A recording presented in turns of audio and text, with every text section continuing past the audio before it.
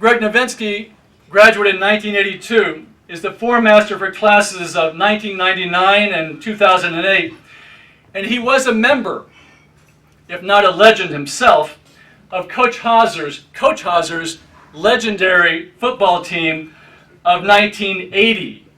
The team of 1980 put the first championship banner up in the gymnasium wall for their TISC championship.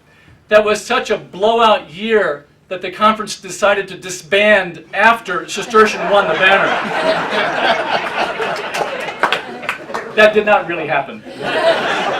But I would like to ask Mr. Novinski to come up and please to introduce our Honorary Alumnus Award.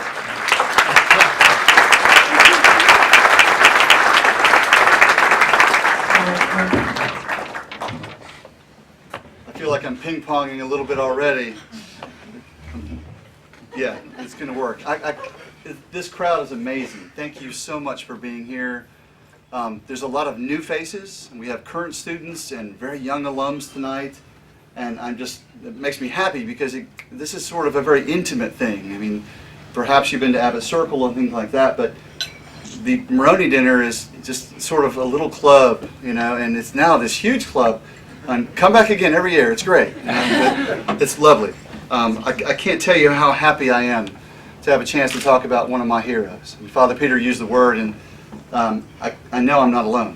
I know that there are a lot of young men in this room who are now old men, some of whom have kids who are gone through, and you know, and Bob's been one of their heroes. So if I choke up a bit, or please forgive me, but I'll find a way to roast him a bit too. It's right and fitting on an evening that belongs to our best and brightest. It's right and fitting on a night when old friendships burn fresh and new stories shine bright. That our dere and lucere come together in a powerful way to inspire us. It's right and fitting that we should honor tonight a man who himself has so long embodied the ideals of the school. And it's right and fitting that it be done in this way, that we would declare him as alumni to be one of us. Practically speaking, there are many excellent schools in the world. Those schools that survive their infancy, as you may have seen on the video, to rise to a consistent level of greatness, can typically look back to the steadiness, vision, and sacrifice of a key few initial leaders. Whether those were visionary administrators, dedicated financial backers, or equally dedicated faculty and staff. Cistercian has itself been blessed to have stalwart individuals in each of these categories through key periods of its first half century. Some of them are here tonight, and I thank you for everything that you've done. Among these, who have given so much to the school, some have particularly come to personally identify with our mission. They have, so to speak, put on the garment of the school, and in so doing have become lay personifications for the mission of the school. Obvious to all of us is that Bob Haaser is such a person. For many people, he has become the personal face of the school. His humble example of someone who offers himself in the service of an institution, in service of the boys, has been awesome and effective, precisely because of Bob's own personal identification with the transformational power that is this place. Last fall, the school hosted a 10-year accreditation visit, and the leader of the team remarked that after spending just a few days on campus, he felt personally transformed by the environment. Now, I know for all of you alums who are my age, that's kind of hard to take. You're like, seriously? No, Cistercian really is a kinder, gentler place than when we were there. But all of us know the school really has made great progress during these last 50 years. And for 42 of those years, Robert J. Haaser has been making more than his share of it. The remark on transformation speaks not just to the school, but I think it encapsulates Bob himself. Associating with this man is transformative. Many alumni and current students and their parents can attest to this impact in their lives and to the dogged way he worked at holding them to his high standards. And those on staff who have chosen to follow in his footsteps have themselves been called to grow as they have worked alongside him. We alumni are honoring one of our heroes tonight. We consider him that because being around him called us to be better than we were, whatever our state was at the time. Better because he kicked our butts down the field when we didn't think we could run any faster. Better because he made sure we understood what it meant to respect, honor, and integrity, whether that was in the classroom or on the field. Better because he would get in our face or in our face mask, those little up close and personal talks right here. Yeah, it's amazing how hard your head will shake when he's got a hold of the face mask. You're never going to do that again, right? No, coach, no, coach. You know, I think you typically come out of a conversation with Bob Haaser feeling better about yourself, but you also come out of it wanting to be even better than you were at that area of your life that he was talking to you about. His very manner of noticing your talent is the kind of thing that both comforts and encourages you and pulls you along.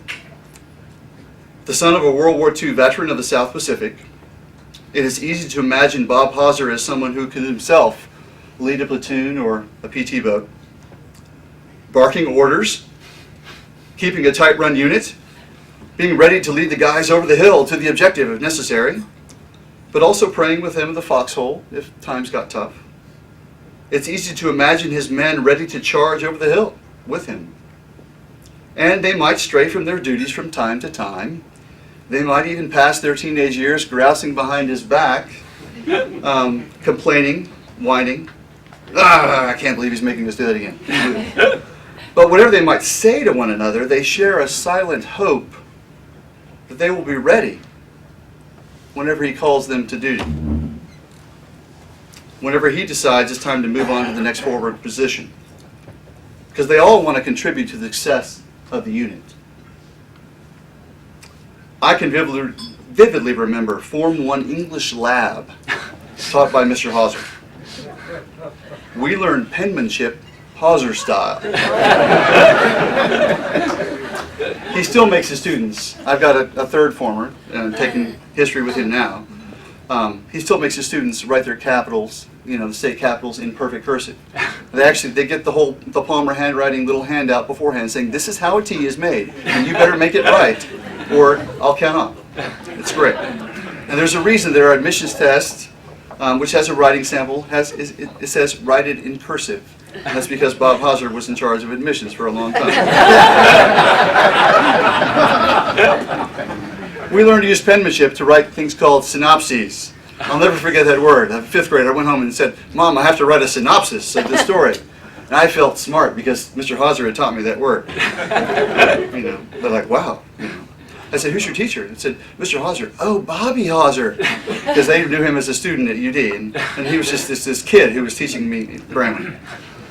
There was something about the man that made us want to please him. His intensity was charismatic. And he was already at that time one of my heroes.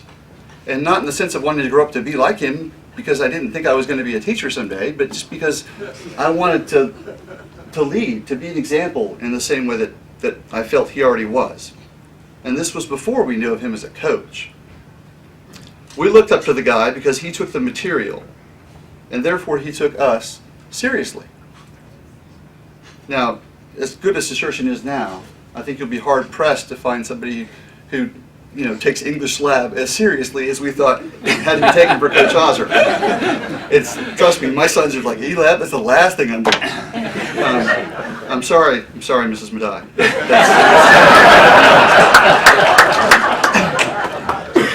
You felt it was your job to be a student in his class, even if it was E-Lab, right? It was just as important as math homework or history or science. I'm going to do that E-Lab first. He was a little guy, although big to us at the time in first form. But he was tough. And as a coach, of course, he brought that same presence with him. That manner that made people that want to do their best. Now again, we didn't always perform up to his standards, but again, deep down, we all realized how lucky we were to have a person in our lives that we could point to and know what they stood for. Know that we could depend on them to be exactly who they were, know that they would be the very definition of integrity. Solid. A man who lives himself the way he expects others to live. And with stability like that, funny how that's one of the vows in the monastery, and that he's been there 42 years, we knew that we could find him whenever we grew up enough to come back, because he had never moved from that moral high ground. And he was there with a hand waiting to pull us up the hill whenever we came back. It would be easy to roast Bob Haaser.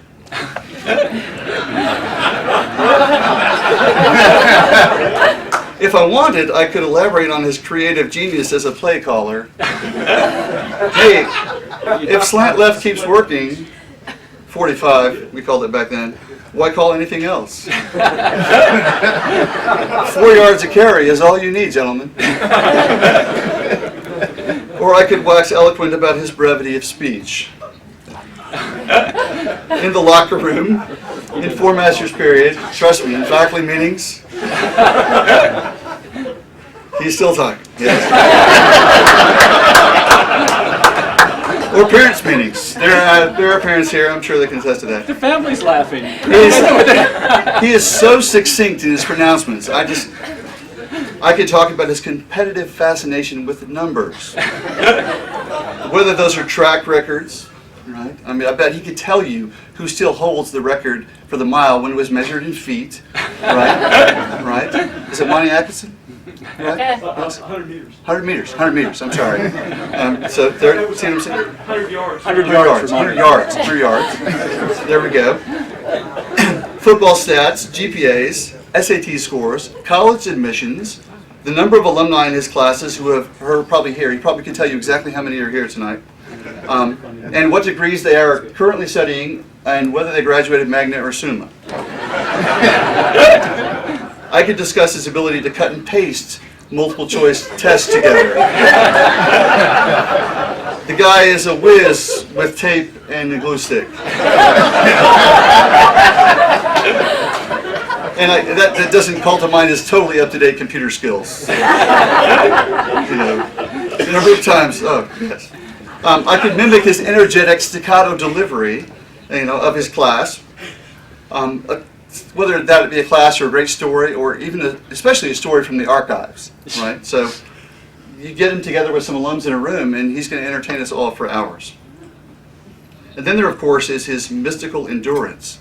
He simply never ages.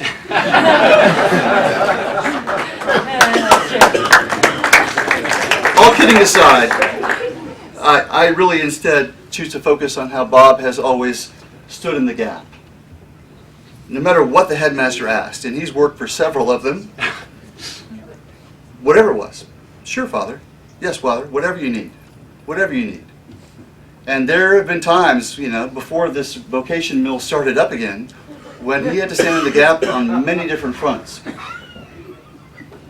Whatever it was. Bob would launch into the new expectations like a linebacker filling the hole left by a pulling guard, with characteristic intensity, driven to be successful, to serve the school as a way of pursuing his own excellence.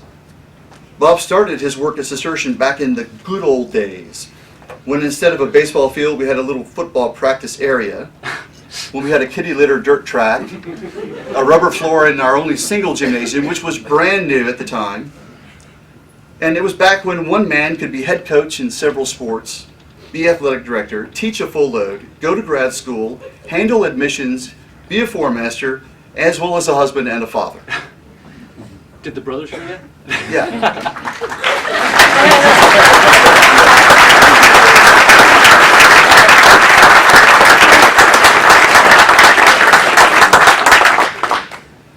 Coach Haaser, Mr. Haaser, Bob, if you take nothing else from this night, I want to give you this memory. A confirmation of what I hope you already know. That there are many people whose lives you have touched in the example you have set and through the many roles by which you did so. Though through all of your many roles, you show to us the same person. I'm sure we'll stand and applaud in a moment when I hand you this honorary diploma. And I would like to take a second to encapsulate that gesture with a simple common understanding for everybody here. Between now and that time, when we stand and applaud, let your mind go back to the days, times, specific events that made Bob Haaser a hero to you. As a teacher, as a coach, as a form master, as a colleague. When you stand up to say exactly that. Mr. Haaser, you're my hero. And I'm proud that we can declare to you that you're, in a sense, what you are now, always have been one of us. Before I do that, I want to thank a few more people. I'd like to first thank his wife, Kay, and Bob's children, Bobby, Christy, and Elizabeth, for putting up with him. Seriously, though.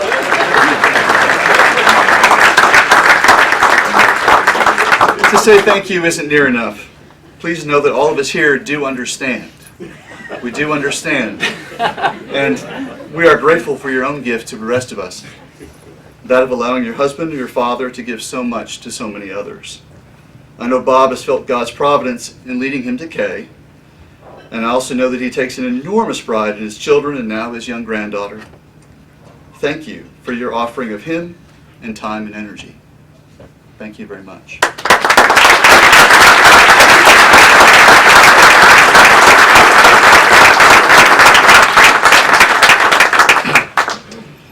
And so here's the inscription on this diploma.